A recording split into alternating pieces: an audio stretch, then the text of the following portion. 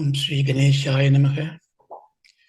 Sadashiva Shamarambam Shankaracharya Madhyamam Asmadacharya Paryantam Vande Guru Paramparam. Om Sakana Vavadu Sakana Punattu Sakaviryam Karavavakai Tejasvina Vadidamastuma Vitvijavagai. Om Shanti Shanti Shanti. Om Shri Gurubhyo Namaha. Hari Om. Om Namo Bhagavate Vaivasvadaya Mritave Brahma-Vidyā-Charyāya Nasiketasecha.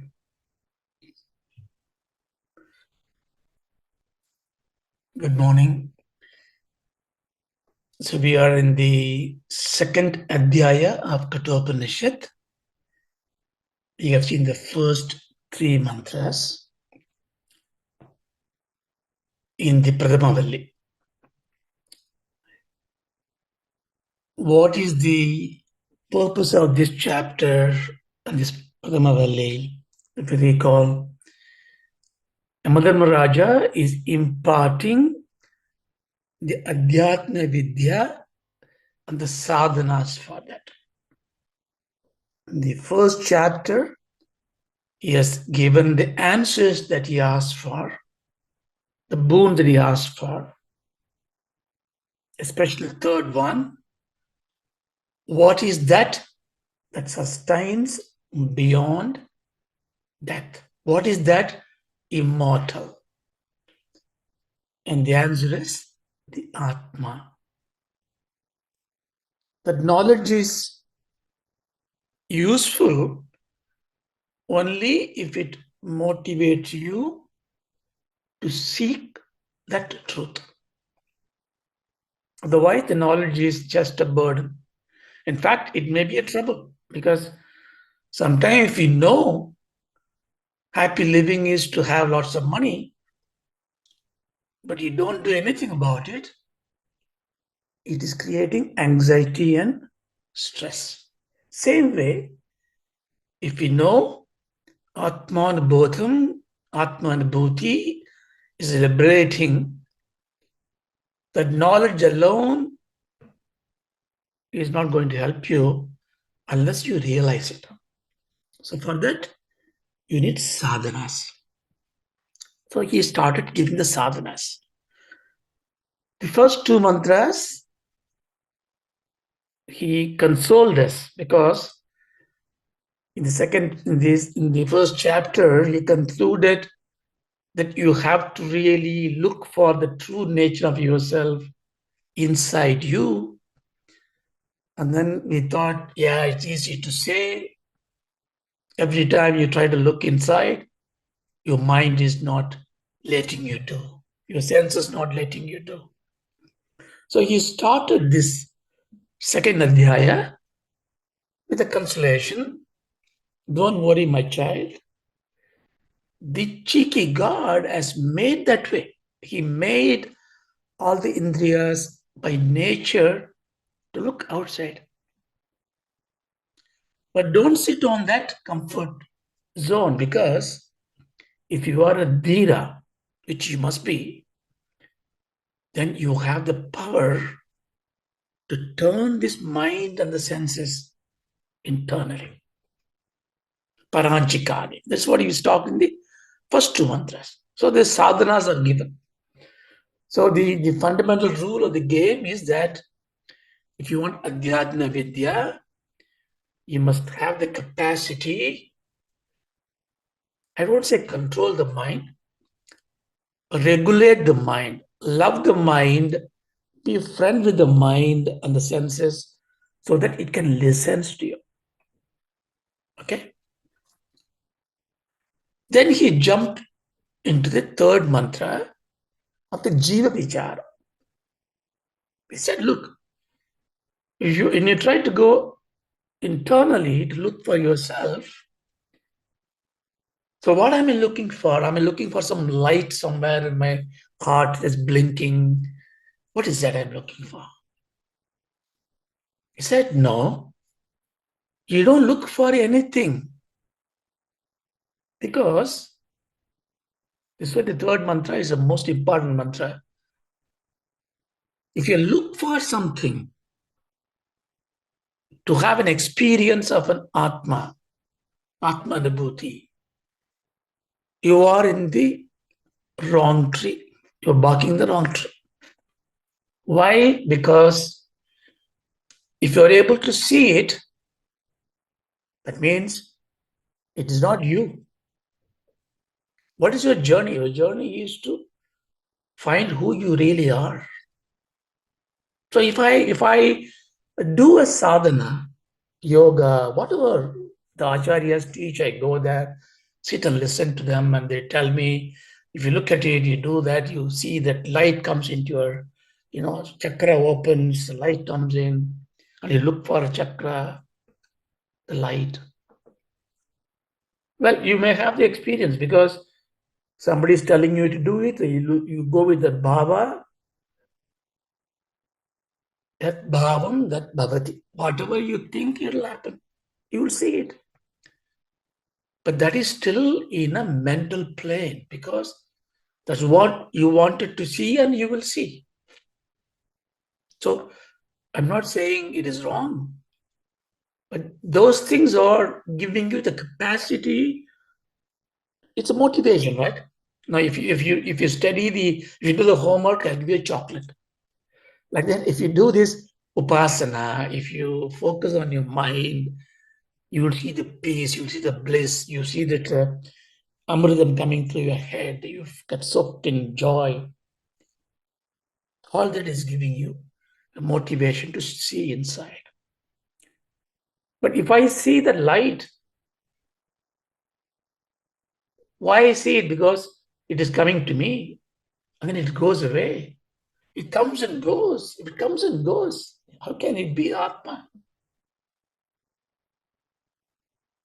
So this is what the third mantra said, that you cannot see, that you cannot touch, that you cannot taste, but with which you see all that. It's a Kathopanishad comes in the third mantra.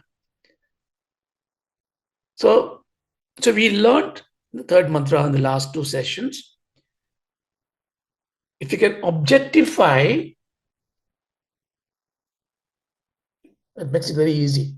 See, this is how the Vedanta works. Vedanta teaches the finest of knowledge. So you don't think, therefore, this only applies to the finest of things. No, it applies at gross. It aggregates as well. So the object, if I use the word object is, what is object? Object is everything other than me. Is it not? You may have a different kind of objects, a personal object or a public object, yeah, a liquid. So the whole world is an object. So if I can experience an object, that is not me. Therefore, the third mantra sadhana means whenever you hear something, for a second, think, is this a whole that is hearing it? Then how come the deaf people don't hear? The people who died don't hear.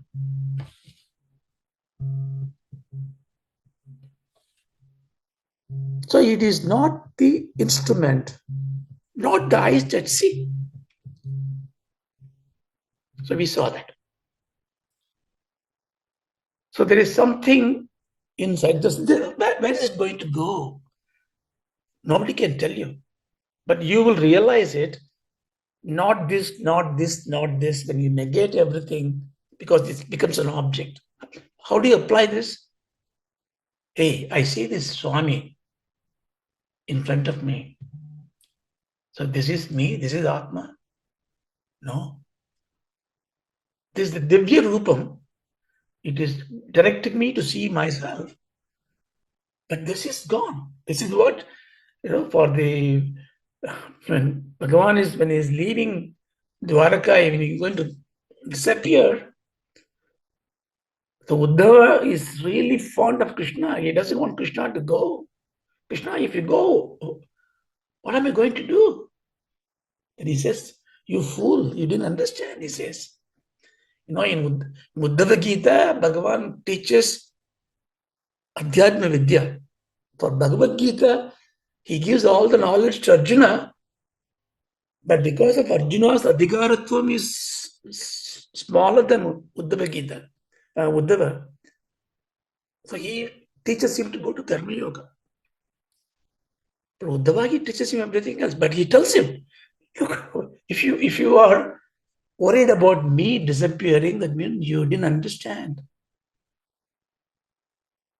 So because if I'm seeing Swami as something other than me, the Swami is an object. So that means I have to really keep on going through this, my experience of it, and then I will realize it. That's a Shruti Vakya. We saw that. So Jiva Vicharam start like that. See, all this I'm saying, you don't need to be an Astika, a Hindu, a Brahmin, or a Kshatriya, no, or you can be Christian, Muslim, secularist. Doesn't matter who you are, because all this is nothing to do with religion. So religion makes a righteous path for you to live. You should all follow your religion. The word religion means what? Legion means uniformly. Religion means bring back to uniformity. So religion is an organized way of bringing a community together towards perfection. So religion is good. You can be in any religion. Religions gives you certain dogmas, certain theories, which is fit for the purpose. So you can be in any religion. You can respect the religion. But all the religions will fail if the religions do not take the universal truth of Advaita Anubhuti. We will look at it how. Because if you understand we saw last class, Brahma-Satyam, Jagan-Mithyā, Jivo, Ishvara, nāparaḥ. This is the Vedanta Sharam. This after shloka from the Viveka Chudamani. Bhagavan Shankara says, in my humble view, everyone in the world must understand the meaning without any religious bias, without any creed, caste, nothing is needed because this is pure logic. With that understanding of that, when you go back to your religion, you will see what a religion teaches you is right because it is taking you towards that path. But without this, the religion will be wrong because it teaches you something which is not infinite. We will see how. So here we are only talking about the two things. Only one thing, in fact, about me. Everything else is secondary. Is it not? Even God is secondary. Why do I worship God? What's the reason for worshiping God? Is it because God wants to be happy by your worship? Of course He is happy. You worship God because we all are driven by bhayam, fear. This is the only thing that is driving us is fear. It comes as a desire sometimes. It comes as a liking. Some comes as a grief. Oh, if my child don't study in Oxford, how can he get a good job? Then that fear drives a desire. So I must have a good family. I need a good wife. That desire comes from the fear. I must write my will. I must have investment. So bhayam is what drives you. But if you want to escape this parody of going through this samsara, you need abhayam. So So life purpose is very simple now. We have the inherent fear. We need to be fearless. Fear is samsaram. Fearlessness is moksha.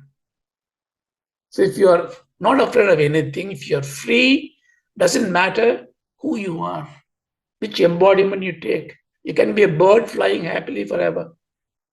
You can be a poor man living happily forever. You can be God. You can be anything. So that is mukti. That is what Vedanta teaches you. So bhayam is what we need to remove. So why I have fear? Why I have fear? So how do we know? How do you find the fear? So best way to is to be in a dark room. You're in a dark room. Now you have a fear. Oh, I heard some noise. Is it a robber coming in? Because your mind tells you there is something other than you, someone other than you are there. Or there's a nice smell there. The fear turns into a moham. Something smooth. Sukantam is there. So the fear, therefore, comes out because there is something other than you in your thought. How does a child is not fear? No, I saw the story in the WhatsApp message. Some child was playing and the snake comes in. He was just holding it in the hand and then it went off. Why is it not afraid of it? The child does not see anything other than herself. Even the object she sees, smiles and hugs, she thinks it's all her extended body. There is no fear because there is no difference. So Advaitam is Abhayam. When you're able to see non-difference in the apparent differences, you get freedom. So Advaitam is not against anything else. It is a fundamental goal for us. Right? So why I say this? You will understand now. Because I want to be free, so I must know that I am not different to anything else. Now, this is a big statement. You are a man, I am a woman. You are an Indian, I am an English. It is a monkey, you are not a monkey. So how can you be the same for everything else? So I am in a differentiated world, and you're telling me to be non-different, indifferent, not indifferent, undifferentiated to anything else. How can you be that? That's why I said, fine. Don't say he's Muslim, he's Christian, he's American, English. Don't go exploring the world because the world is infinite. You will never end the study. You turn back and say, who am I? Am I this British Indian? Am I this man of this caliber? Am I this body? Am I this mind? So that is a path, is Adhyatma. So we saw in the third mantra.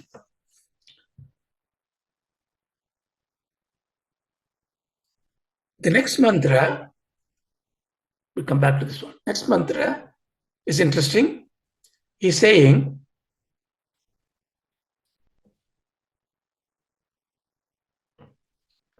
Swapnandam Jagaridantam Shobhau Yenanu Pashyati Mahantam Vivumatmanam Madhva Dhiro Nashoshati. So, verse 3 and verse 4, two verses, are the method of inquiring who you are. I sent you a text, so please go back and read those texts. Useful to recite the mantras. Third mantra, is Drishya Vivekam. I am not what I am seeing, what I am experiencing. I am the experiencer. I am the knower. I am the subject. So that you practice. The fourth mantra, well, you say, I am the experiencer. I have a problem. Of course, I am not this crocodile. The crocodile bites me, it hurts me. Or somebody is scolding me, it hurts me. When I think of something nice, it makes me happy. So the experience is that person, you think? Is that the experience in me who is going through the suffering and the happiness? So in this mantra, Bhagavan is, Guru is saying, look, now you look at your life as Anubhava Dhara. You need to find out who you are, and you are finding out yourself by what experiences that you have.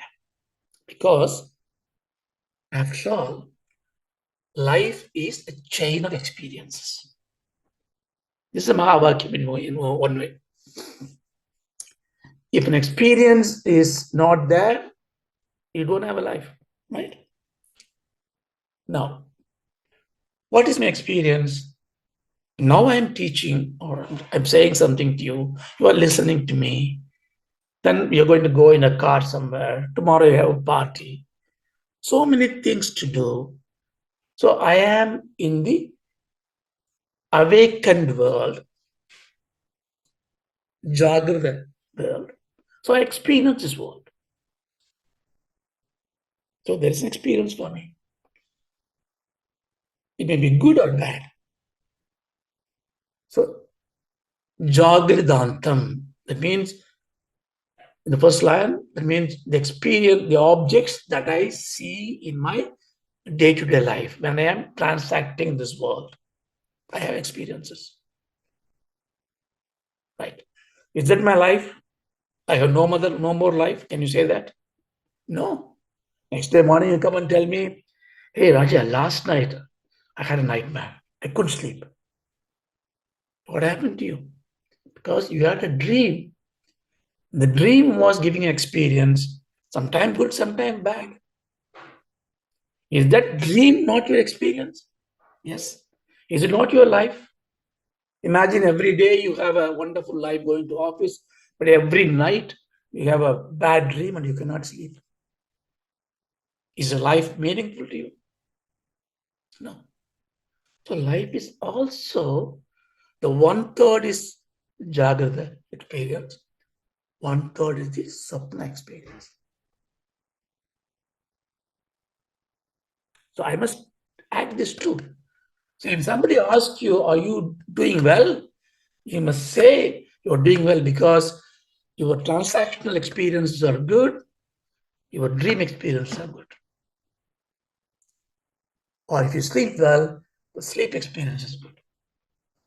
In this mantra, I think there's a purpose, in my view. Bhagavan is not talking about the sleep experience, but we will include it now, but we will come back to it. Why? Later. So, Swapnantam Jagadidantam Cha Upau. Chopau Cha Upau. Upau means Ubhav means both. Cha Ubhav. The dream experiences and the waking dead experiences. Yena Pashyati. Anupashyati.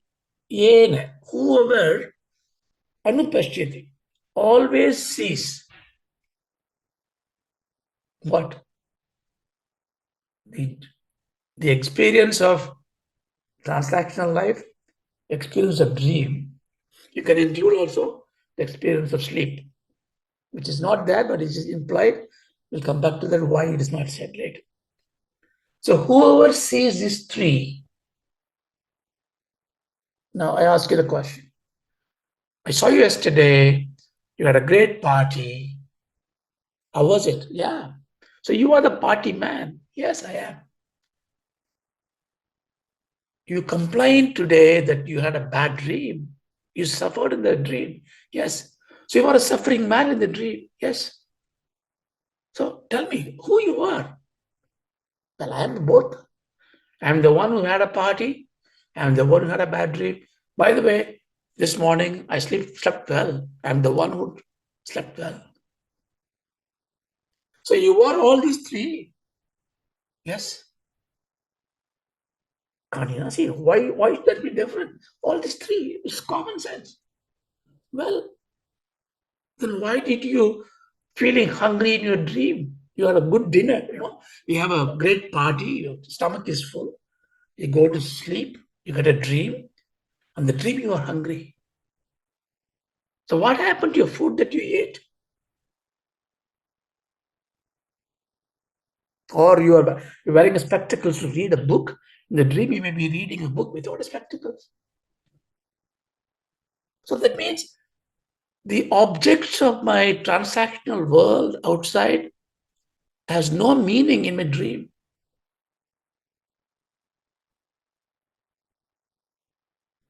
That means I'm actually having a different experience.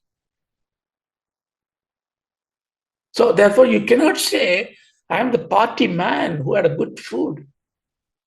In the dream, I am a different man. Oh, that means I changed from one to the other. Yes, my bhabam changed.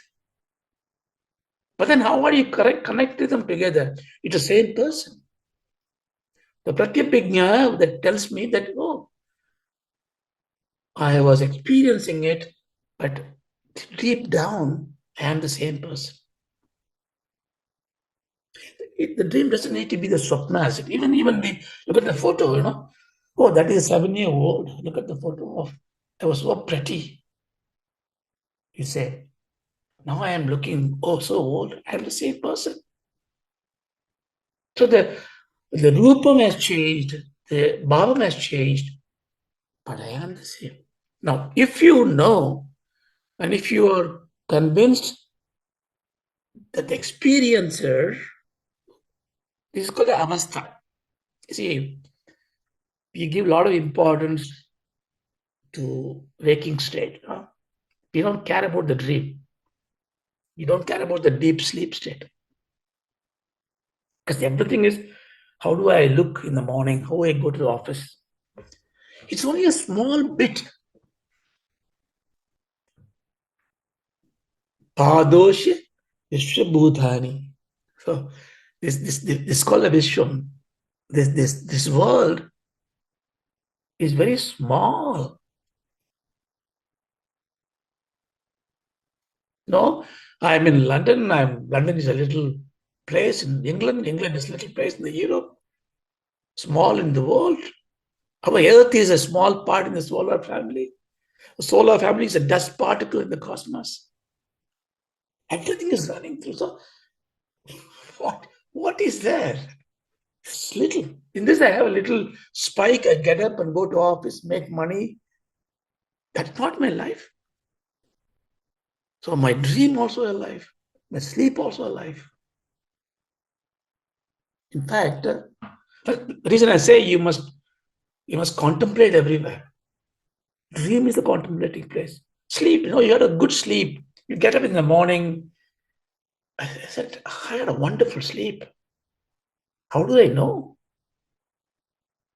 How do I know I slept? Well, because I was in this bed, I'm getting up now. Well, you might have coma, you might have been knocked down. No, no, no, I had a good sleep. How do you know? I can't tell you, but I know I had a sleep. You tell, oh, you say my mind tells me. It's not a mind. If the mind is not existing in a deep sleep, because in the dream, your body is gone, the world is gone. That's why you create a world. When you create a world, you are not as perfect as God. So your timing is different. That's why in a dream, you're born, married, got a child, and died. Everything is gone. Durita kalam. But that is real. That's real in your dream. You had a different time dimension, different space dimension.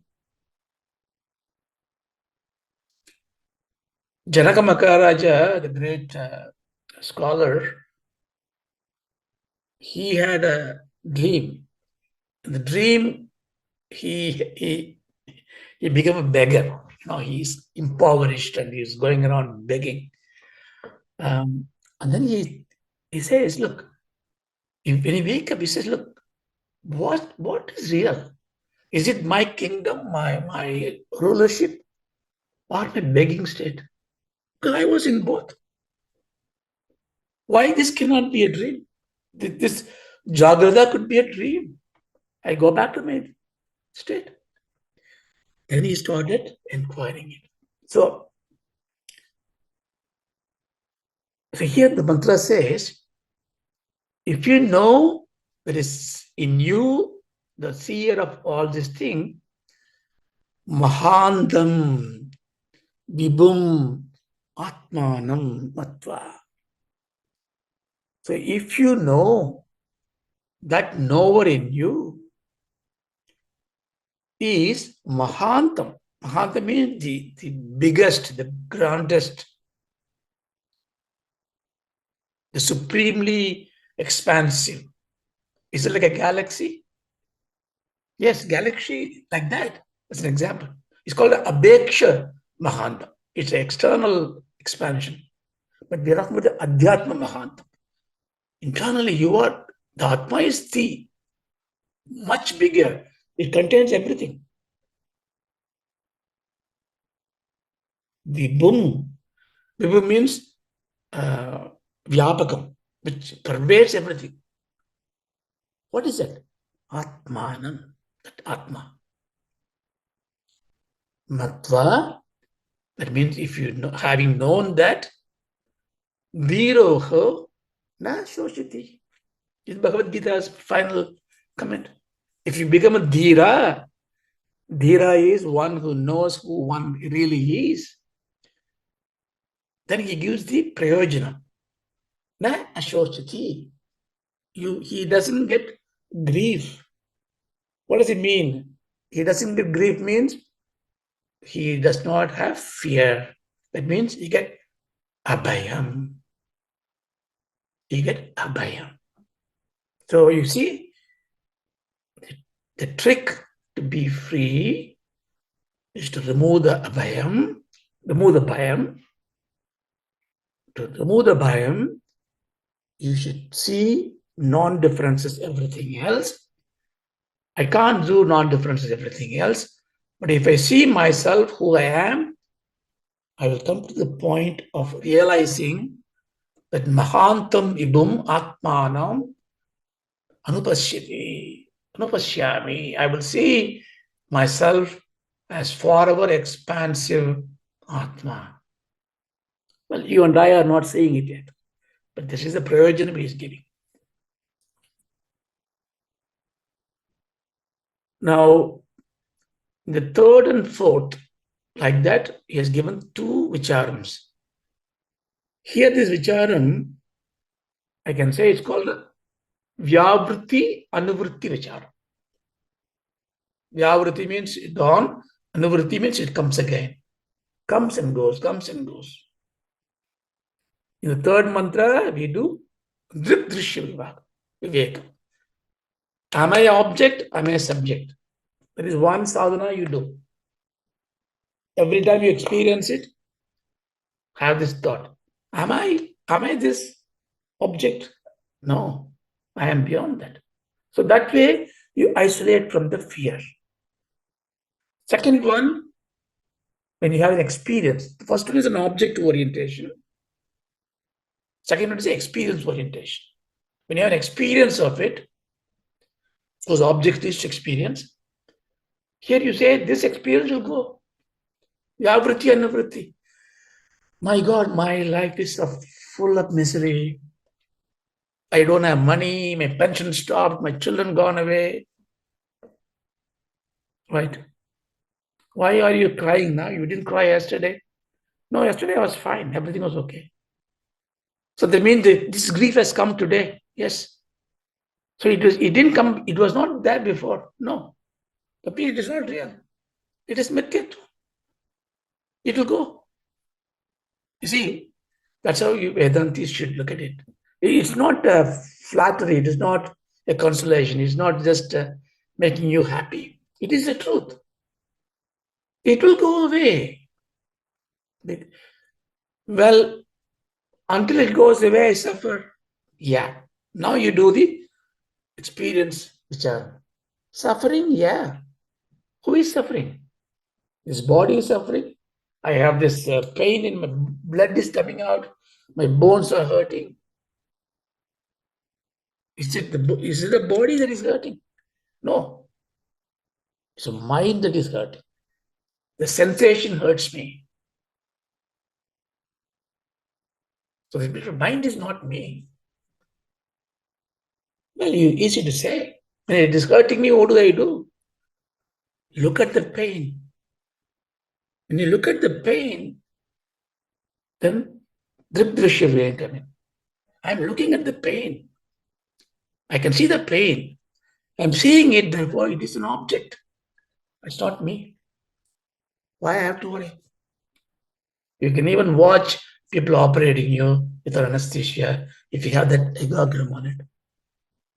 And Bhagavan Ramana was sarcoma, and the doctor comes and he wants to do some treatment. He's very afraid. Bhagavan's hands are like a flower, like because one's body is dead when he had the jnana anubhavam. Mind is not there for him. So he is smiling. The disease is hurting the body. It will hurt. But he is unafraid. He is fearless. Even Mukta. So this is what this mantra is all about. Now, in the 5, 6, 7, 8, 9, he is talking about the Ishvara Vichara. Now, I have this, so that's the reason why I went back to this mantra, Brahma-Satyam Jagan-Mithyā, Jivo Brahmaiva nāparaḥ. It is useful to learn this, understand it, before we go to the 5, 6, 7, 8, 9. We can pass through very quickly if you know this well. This we started in last class. We can talk about it for many, many days, but in a nutshell, the first part of this phrase, Brahma-Satyam, we had a discussion and we agreed, yeah, Brahman is something which is all-pervasive, Ishvara. I don't know it. Satyam is something which is, what is Satyam we defined? Satyam is that exist even if you have a false knowledge about it and which persists even when the false knowledge is removed. That means it always exists. Why do we inject this false knowledge into it? Because our knowledge is always false. That's why we give an example of snake on a rope. I see the snake, I think it's a snake, I'm afraid. But the rope is a satyam, the snake is a mithyatvam, mithya. So when I am thinking as a snake exists for me. In my experience, I'm suffering. My life is miserable. But the rope is a satyam, it stays there. Both satyam is there, mithyam is there. When I bring the light, I see it is not a snake. Mithyam is gone. The false knowledge is gone. But the rope is still there. So rope was there when you have the false idea about the rope. Rope is there, the false idea is gone. The example stops there. Don't go beyond that. The whole world, the objects, the experiences are all projection on the Brahman.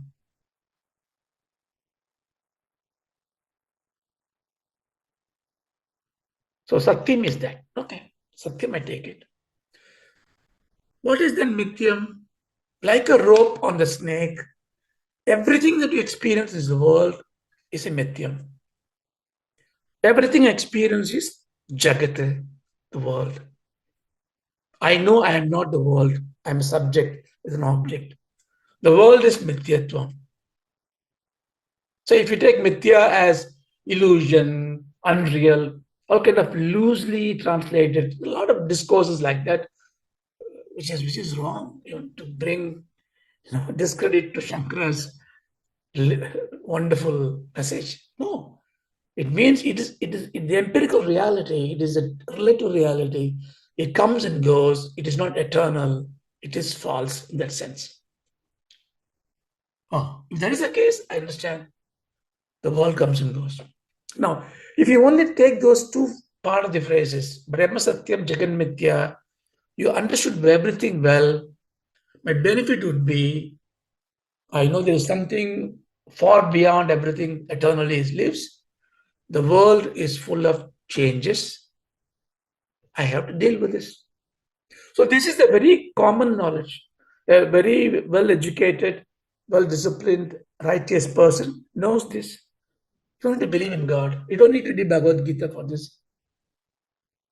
If you know this one, you can lead your life happily or contently. You can lead a life because I know everything will come and go. So I won't complain. One day I'll be dead. I may come back again.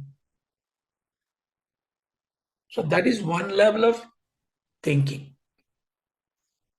What you have is an vairagyam. Therefore, you have a feeling of abhayam. Because you don't worry, you don't feel like you're worrying because you have vairagyam. You philosophize. You have a dry philosophy. Yeah, everything will come and go. But if you even think through it in deep heart, there's still a fear. Yes, I can manage it. I am in a coping condition. But what is the end of it? There is no rejoice. There is so why? Because with this knowledge, you are as you are. This is what Dvaitam gives you. I may be part of the God, but I am punished to be the feet of the God, or maybe a worm of the world. I have to pray to God. Ambal is Tostra Priya. So Ambal is happy. I am happy to pray. I am be like that. But when you see what you're doing is you're still having your abhimanam. I. God will keep you that. God will give you lots of happiness in this world. Take it away, give you a different body. That means you are in a glorious samsara. Because you are holding on to I different from the God. So that's where you start thinking. This is where Advaitam takes you from all other philosophy. First part is all philosophies converge. No philosophy argues against the first part. Once you understand the meaning of Satya and Mityatva. But if you stop there, then you don't get mumukshutvam. Mumukshutvam is the desire to be that Brahma. Even if I am glorified devotee of a God, I am a slave. Dasan. You can be proud. Adhyaya, great devotee. Yeah, fine. Still a dasan. This is the very this so many acharyas don't want you to think that because if you think that one, you lose out these steps. But once you reach that place, then it exposes you. Yes. That's why Krishna says, but Gita, he teaches you all this paraprakriti, aparaprakriti. I am beyond that. He tell Arjuna, you can reach the prakriti, but I am beyond that. You cannot reach me. Like if Krishna says you cannot reach me, and Vedanta says you can be one with the God. So there must be some path. Krishna does tell in the Gita in 18th chapter. This is what the second line gives you. Jivo Brahmaiva nāparaḥ. That you, the Jiva, none other than the Brahma. We'll very quickly go through it, what it means. So therefore we need to do two things. What is Jiva? What is Brahma? Then how are they equal? We got a problem defined. What is Jiva is given two techniques. Tridrishi Viveka, then Jagruti, Anuvruti, Vichar. You find out that is finished now. That is a Tvampata Vichar. All the sannyasis that go around this world, Vairagis, they're only doing this. Just do it. Who am I? Who am I? Who am I? That's why they run around. You can be in a sannyas, you can do grahastha. That's a vicharam you do. Second one is, what is this Brahman? What is the Ishvara? The differences come because of this world. How the world came. Why all this?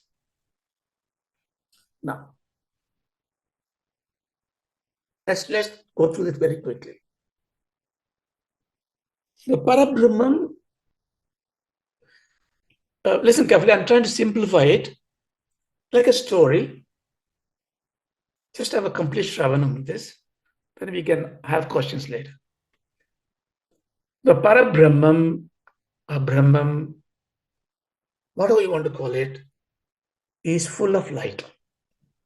Full of light means full of knowing everything else. Omniscient, omnipotent, omnipresent. I don't know where it is. It is there. And it is effulgence. Okay, that's a statement. But then, it doesn't do anything. Because nothing can be done. Because there is no difference at all. There is not, everything is that. Parashivam. Then we have no problem. The problem happens because things are different. So to make the differences, there is a Maya. The Maya is the Parabrahman Shakti. When you see the Parabrahman as a builder of Maya, the Parabrahman is called Ishvara.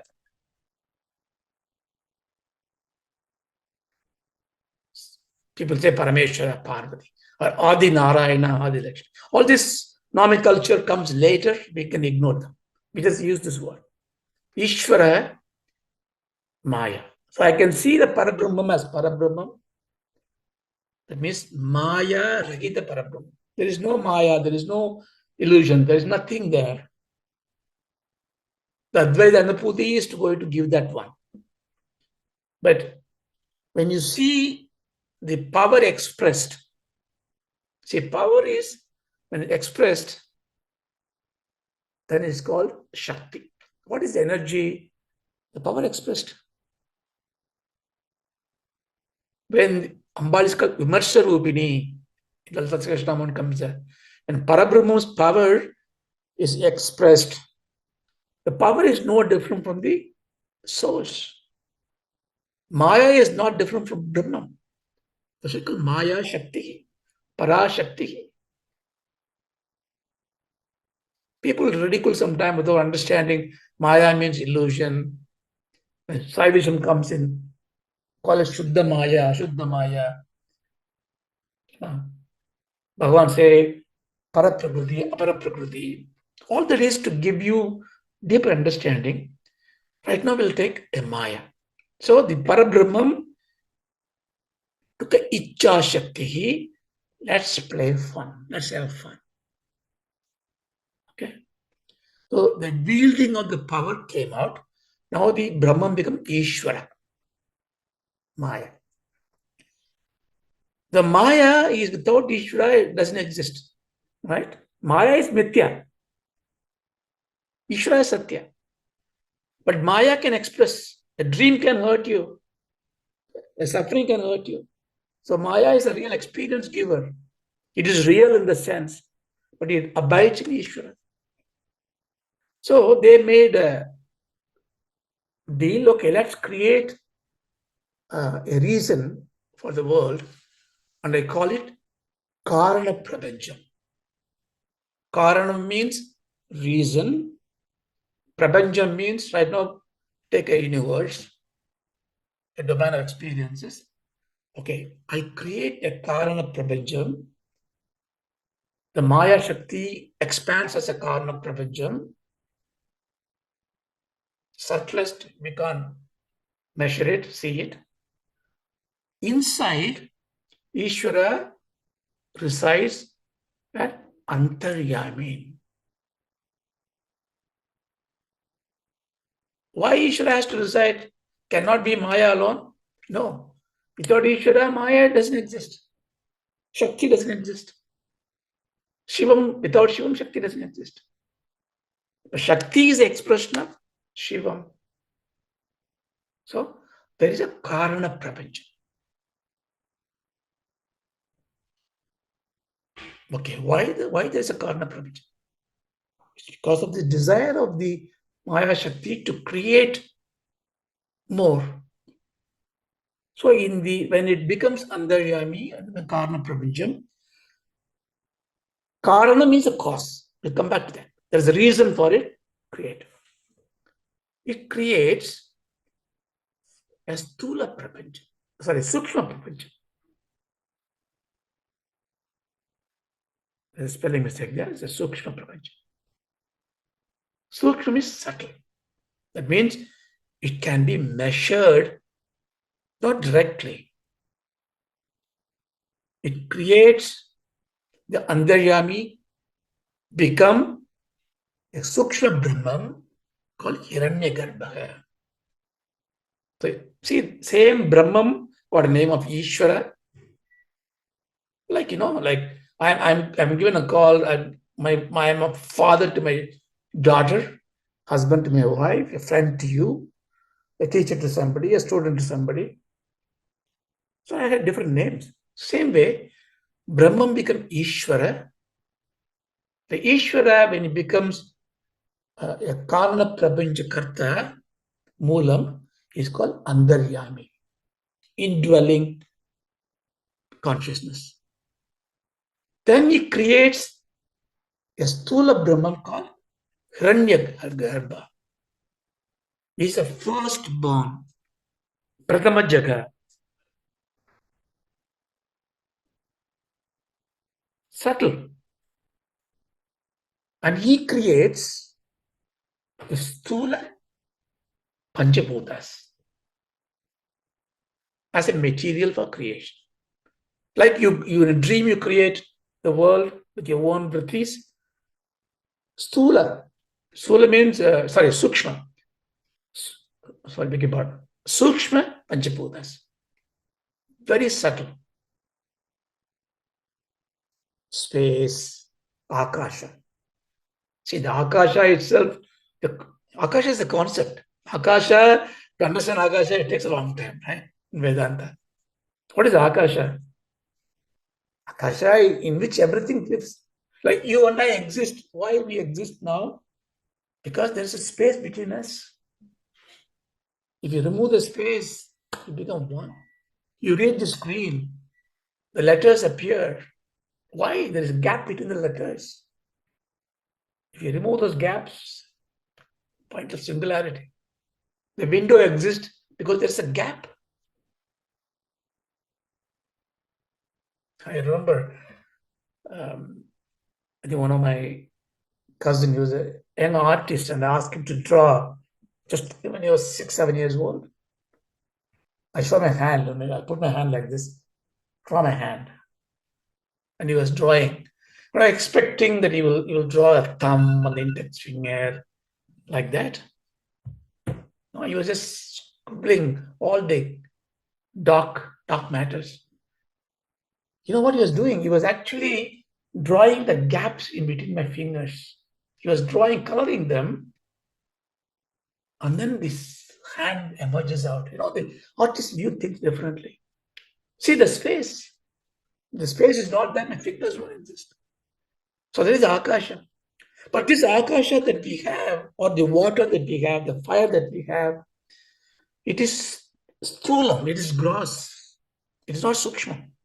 The space between you and I is not sukshma. It's sthulam. Because this space can be measured. If you take this space, it's got moisture in it, fire in it. If you take a water drop, if you analyze it, there is space. If you go atomic level, there is a proton, nucleus, electrons. Electrons was the fire, Agni, Sukshma Agni. If we saw this in the, I think I don't know if we saw it, Tattvabodha. It's called Panchikaranam. If you take a subtle molecule of air, half is Sukshma Vayu, the remaining half has got 1/4 of space, 1/4 of Agni, 1/4 of water, 1/4 of Prithvi material. This 1/4 of other 4 plus half of this when they join together is called Panchikaram. It's atomic science. So that is the gross part. So first Hiranyagarbha creates this Panchikaranam, Panchabhutas, Sthulam, creates Suryas, Chandras, all the Devatas, everything subtle. Then he creates this world, cosmos, Milky Way, galaxies. Then in Puranic way, in 14 worlds. And then in the world, Aushadam, trees, cows, jivas, bodies. But in everything he goes and sits, right? When he sits inside this Sthula Prapancham, the gross world is called Virat. In Sukshma Saritam, he called Hiranyagarbha. Same Brahma, Ishvara become Andaryami, Hiranyagarbha, Virat. You know, Virat means, in Bhagavad Gita, you see in Vishwadrupa Darshanam. This one mantra, Upanishad, fifth mantra, Bhagavad Gita has 2 chapters to explain. Bhagavan shows to Arjuna, we call it Vishwarupa Darshanam. What is Vishwam? Vishwam means the world. Vishwarupam. We think Vishwarupa means tall, big one.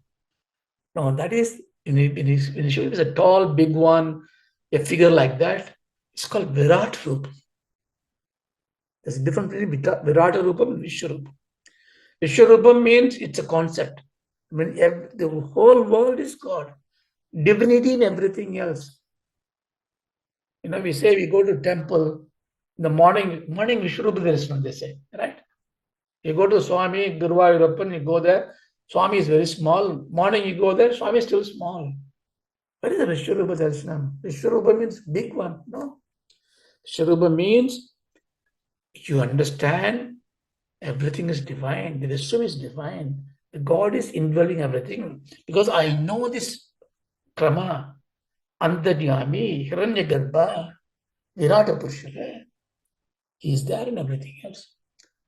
But if you want to see it, I want to see it. Arjuna was Bhagavan gave this knowledge to him.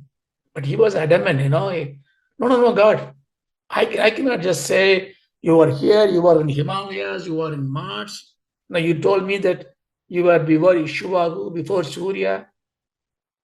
Bhagavan says, I taught the Surya, I taught to all these people. And I said, no, how can you be? You're with me.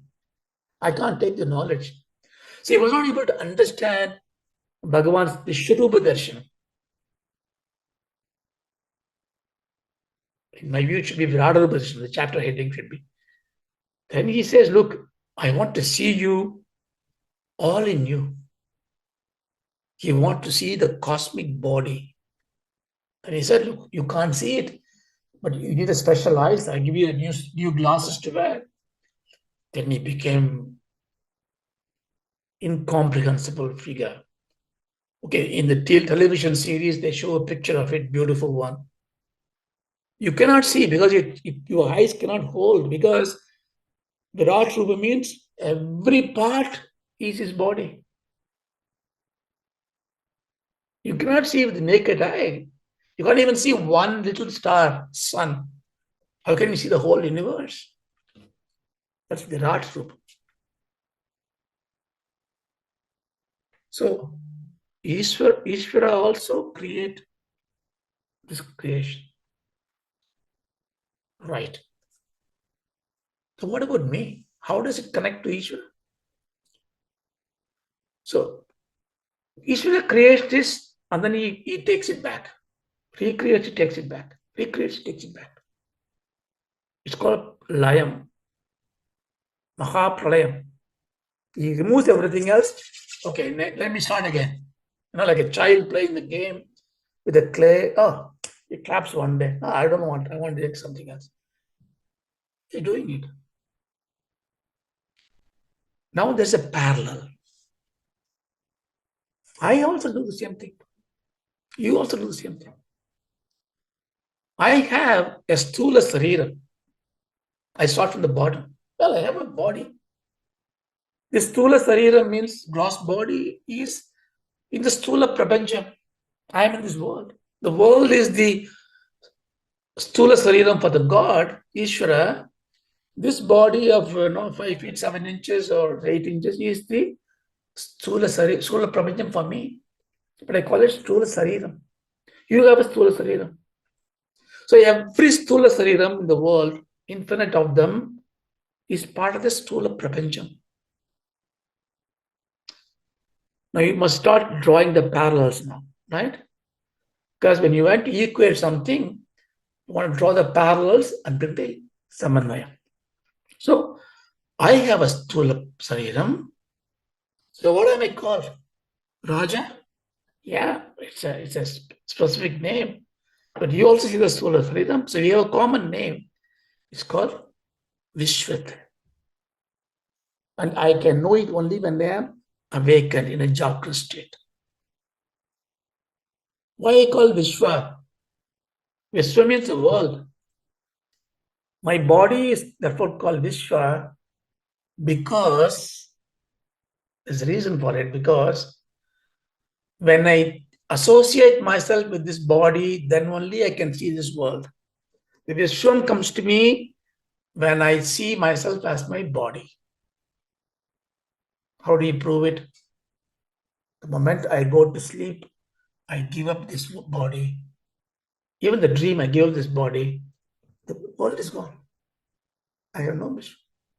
So the world exists for me only when I have myself identified with this body. That's why Bhagavan Sri Ramana says that the world doesn't exist for him because there's no world. It's not easy to explain in words. It needs to understand conceptually and then derive the reasoning for it, because I know the world exists because I associate with my body. When I am gone to sleep, the world doesn't exist for me. That's why this body is called Visva.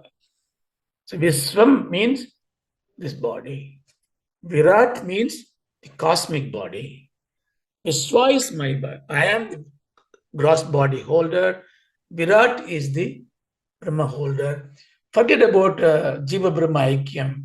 How can you tell me this little body is equal to the Virat body?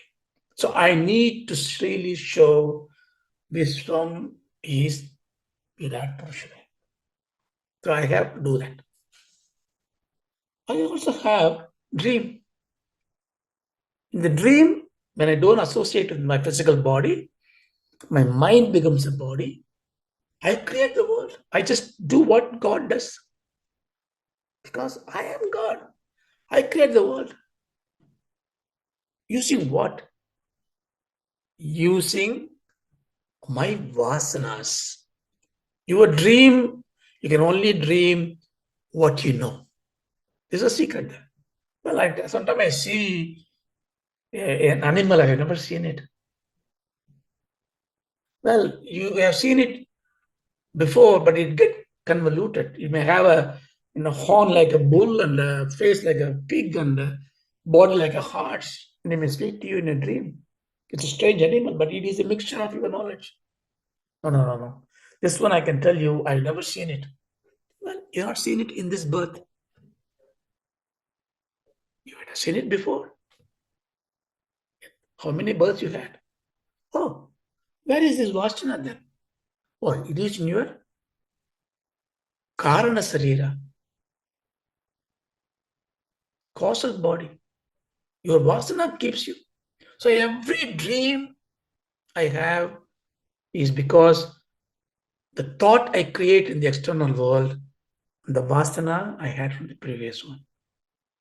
Every action I do in this transaction world is because what I exchange with the world and Vasana creates. It means my Sthula Sariram, my Sukshma Sariram is rooted in my Karana Sariram. You have different names. In the dream, I am called Tejasa. Tejas. Some sort of a brightness is there because I still transact. In a gross body, I am a Visva. In dream, Swapna state, I am a Tejasa. I have a name I am in a Karana Sarira, the deep sleep. The deep sleep, my mind is gone. My Sukshma body is gone. Like Antaryami in the Karana Prabhanja, Ishvara is there. I am in a deep sleep. There's a deep sleep. You have no disease, no pain, no worries, no relatives, no differences, no world, no death. You can even sleep comfortably, a dead body as your pillow, because when you're deep sleep, you don't even know. It transcends everything. How do I know it? I must know it. I'll find out how I know it later, but there's an experience for me. So there's an experience there. It's called prajna. Prajna. It's irony here because you don't know anything, right? The deep sleep, you don't know anything. Prajna means who knows everything. How can you have a name called prajna for that? I know anything. No, you know everything because your pure consciousness is what it is. It is just a light. It illumines what happens. On the illumination reflect in the faculty of mind, the upper part called buddhi. The buddhi, say buddhi. Dhi means prakasham. Buddh means that is inside, caved. So in the cave of your mind, when the light comes in, you have the power to know. When it lights up the pure light or whatever the impediment come in between. So when you are in a Jagrata state, when the consciousness lights, you have a lot of vritti, lot of activity comes into your mind, your thoughts. So you are able, the buddhi able to see the thoughts. In the swapna state, the world is gone, the mind still active. Mind creates its own world, for as if you are in the external world, and you transact. So impediments in the light, it creates a vritti. Buddhi sees the swapna. When the mind is gone, what you have is the avidya, ignorance. So light is, catch me a word, light is illumining on the darkness. Normally the definition of darkness is there is no light. Is it not? And when they say black hole, they try to find out how can they see black hole? Light even doesn't pass through. Yeah, black hole exists because You need a light, you need a knowledge to see that darkness. So when you can see the knowledge, when I see here, knowledge or ignorance doesn't matter. I don't know is a knowledge, is it not? If I can borrow the American colonel said, what I know, I know. What I don't know, I know. Or what I don't know, I do not know. So if I know what I don't know, it's a good thing. If I don't know what I know, it's a bad thing. If I don't know what I don't know, that's a nature. But coming back to this simple way, so if I can know my ignorance, if I can know my knowledge, that is the prajna. So in the deep sleep, when the body is discarded, the mind is withdrawn, you are watching the dark blanket of ignorance. Therefore, you don't know anything. But you know you don't know anything. You are aware that you are ignorant. But then why am I not telling? You're not telling because to tell, you need the faculty of mind. That's why I get up in the morning and say, I had a good sleep. Well, how did you know? Well, now you connect these dots. I have the one that tells me that I had a good sleep, the light that tells me that is my real self. Understand? So what it means therefore is like Ishvara going through Antaryami, Hiranyagarbha, Virat, I also go through this part, Prajna, Taijasa, Ishvara. Now what do you need to do? Virat is nothing but Ishvara. Taijasa is nothing but Hiranyagarbha. Prajna nothing but Antaryami. How are we going to do this? We can do it in two ways. First we do the similarities of it and the scale of it. Now, if I take a wave and show I take a picture of the wave and show you, look at this wave. Yeah, this wave. No. This is Pacific Ocean. You'll say, come on, it's just a wave, not an ocean. No, it is the Pacific Ocean. I was traveling there. I took a picture. Yeah, you took a picture of a wave, not the ocean. Then you say, well, this wave is nothing but a form of the ocean, a name for the ocean. Because this wave is water, ocean is water. So here this is the water, that is the water. Same way you're going to say, this is Ishvara, the Mahantam. This is Jiva. Jiva is Ishvara. Jiva is limited. Yes. But Jiva is Atma. The Antaryami of Jiva is Atma. The Antaryami of Ishvara is Atma or Brahma. You can call it whatever. So the Antaryami is the same.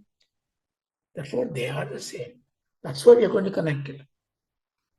Now, this is the next. I think I'll stop it here. So next, if you remember this, if you know it, then 5, 6, 7, 8, 9. These slogas are very important, and they will give you that samanvadam. Okay, let's close it here. Om Sakana Bhavatu. Om Sahana Bhavatu Sakanau Punaktu. Sahanau Bhunaktu Sakaviryan Karavavakai. Sahaviryan Karvavahai Karavavakai Tejasvinavadidamastu. तेजस्विनावतु मा विद्विषावहै विद्विषावहैः ॐ शान्ति शान्ति शान्तिः ॐ ॐ शान्ति शान्ति शान्ति शान्तिः शान्तिः हरिः ओम् तत्सत् हरि ॐ तत्सत् Thank you. Thank you, Raja. Thank you.